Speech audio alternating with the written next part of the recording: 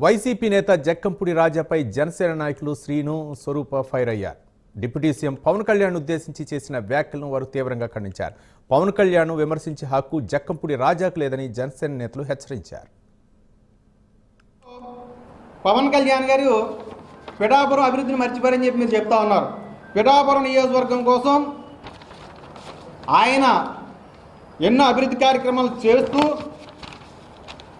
42 కోట్లతో రోడ్లకి ప్రత్యేకమైన అనుమతులు తీసుకురావడమే కాకుండా 21 కోట్లతో సీసీ రోడ్లు, 11 కోట్లతో బీటీ రోడ్లు, ₹1 కోటి ఆర్ఎన్బి రోడ్లు, 30 కిలోమీటర్లు సీసీ రోడ్లు పిఠాపురం నియోజకవర్గం మొత్తం మీద నిర్మించి రాష్ట్రంలోనే అభివృద్ధి కార్యక్రమాల్లో 2వ స్థానంలో ఉంచినటువంటి వ్యక్తి పవన్ కళ్యాణ్ గారు.